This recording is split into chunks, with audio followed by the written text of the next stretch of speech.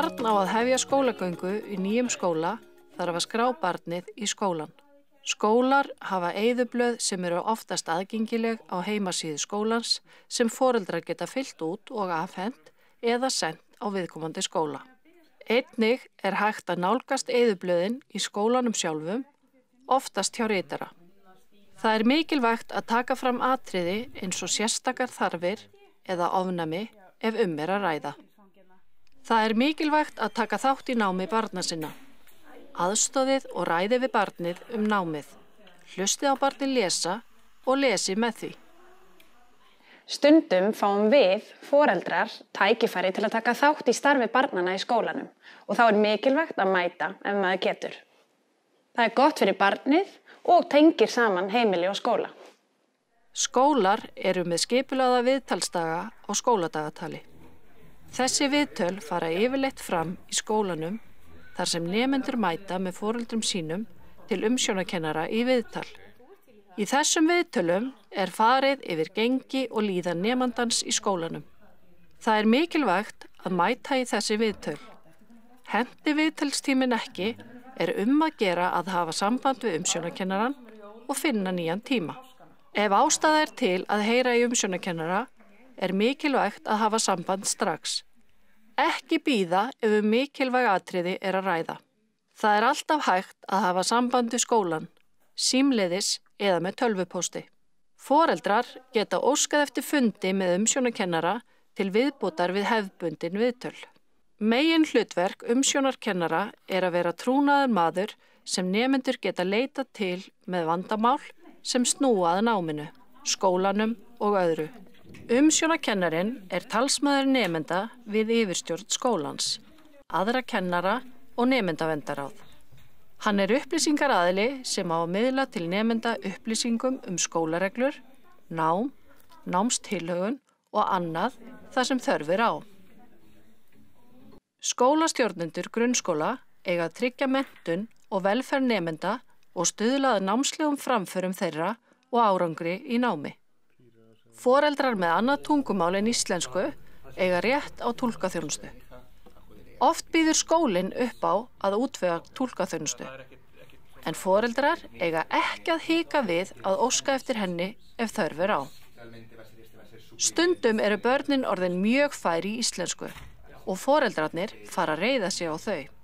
Það er nauðsynlegt að greina í sundur hvað við ræðum við börnin og hvenær við þurfum að þiggja túlkaþjónustu. Því það eru ýmis málefni sem fullorðnir þurfa að ræða án þess að börnin heyri. Börn eiga rétt á að fá næringu, fatnað og öruggt heimili, svo að þau geti þroskast á sem bestan hátt. Stjórnvöld eiga að aðstoða fjölskyldur sem hafa ekki kost á því að veita börnum framangreint. Öll börn eiga rétt á hvíld, leik og að taka þátt í menningarlífi. Börn eiga rétt á vernd gegn því að vinna hættuleg störf eða störf sem eru slæm fyrir skólagöngu þeirra, heilsu eða þroska. Ef börn stunda vinnu, eiga þau rétt á því að gera það í öryggi og að fá sanngjörn laun fyrir. Aðstæður fjölskyldna eru mismunandi. Sumir foreldrar verða að vinna mjög mikið og treysta því að börnin taki þátt í því að halda heimilinu í lagi.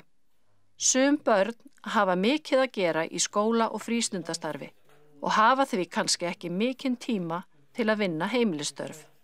Hafa ber í huga aldur og þroska barna þegar ákveðið er hversu mikinn þátt þau eiga að taka í heimilistörfum.